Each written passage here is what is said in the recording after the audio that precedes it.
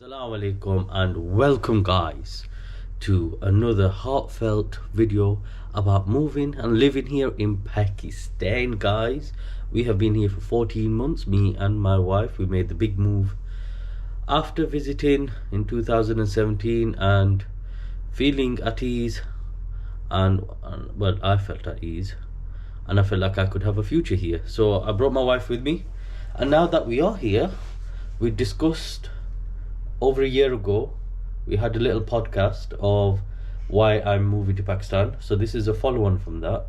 And that particular video still maintains around about 20 views every other day till now. So I guess it's still a hot topic. And back then, we wanted to move for certain reasons. And whilst we're here, have them reasons been met? Well, we don't know. So what reasons did we want to move, Myra, after I convinced you?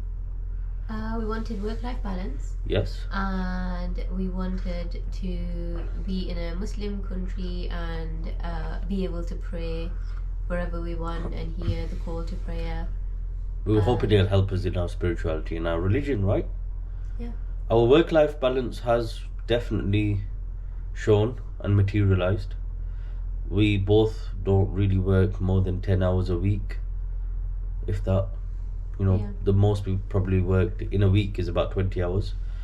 Whereas before, it would be 40-hour weeks. Were they 40-hour weeks? Wow, it's hard to imagine 40-hour weeks. Wow. Just over 40 hours working. Samira was working just over 40 hours. So it definitely has its positives.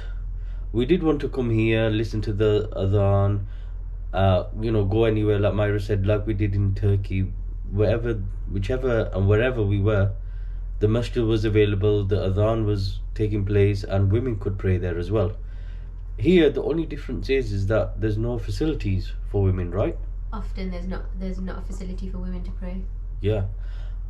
So that kind of takes away that social impact. So when me and Myra are going out to Islamabad, let's say, the capital city, where there's a lot of tourists, where there's a lot of people going out and about shopping or wherever, going about their work life, it'd be ideal for a city to have a female section for females to pray. So that kind of has an impact, doesn't it? Yeah, it makes it a bit difficult because so if the masjids don't have an area for women to pray, or if we're out shopping, if we're not at our mall, so the shopping malls have prayer facilities for women, but if you're out like in a market or whatever, there isn't anywhere for women to pray. But saying that, the shopkeepers do allow you to pray in their shops. The issue has recently been when we went to a few restaurants and they didn't have prayer facilities At all. which I was really shocked about. Yeah. I guess they don't have to have. There's a lot of mosques there. Yeah, there's always like a mosque like a few minutes walk away, so it's not too important for them to have prayer facilities. I think more of a fact is like in Istanbul we revolved our time around the masjid, so we were praying wherever we were going. Here we don't really have that attachment to the masjid, and I think that's lacking and that's missing. Further from that, what about the people? Do we feel like we belong here in the sense that we've got this shared values and shared religion? So yeah, I think we were expecting a stronger sense of belonging, but unfortunately that's not the case. It's true. People see us as a foreigner. They keep asking us when we're going back. So we've got that same question again: when are you going back to your country? Why don't you go back to your country? And how do you answer a question like that when you're here to settle? Yeah, it starts getting a bit annoying for you, doesn't it? I just say, yeah, we're here to stay, hopefully. It's like one of those philosophical questions, prove the existence of God. And then if you just point blank just been asked that, then you think, where do I start? Similarly, when somebody just says to you, when are you going back? You think, okay, are you still here? Like, you just get a phone call, won't you? You're going to be like, oh, you're still here? We thought you'd gone. But why did you think we've gone? We've got to stay. I guess that's people's opinion, but really we're here for our own reasons.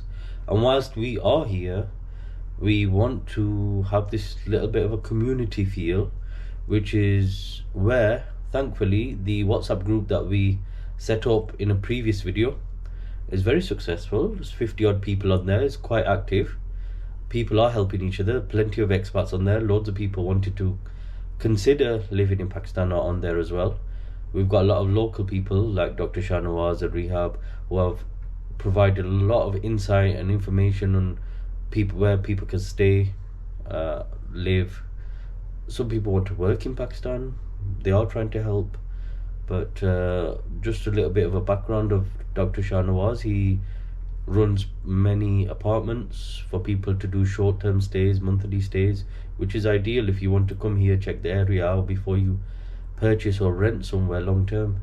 And Sister Rehab is also native to these lands and has a lot of insight in the community and trying to understand how things work here, especially some people were talking about rent and deposits and stuff like that. These little things, sometimes we don't know the answer, so it's always good to have people around us to ask.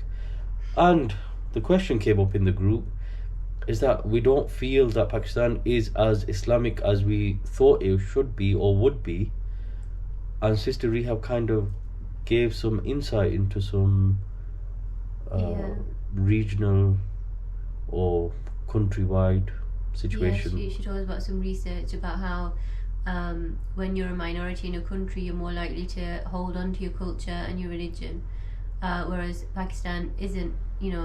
Everybody's a Muslim, so they kind of they just get on with whatever they're doing. And she said that here in Pakistan, the main scholars, the main scholars that are followed tend to really focus on praying, Hajj. So I guess like the fard, the main pillars of Islam.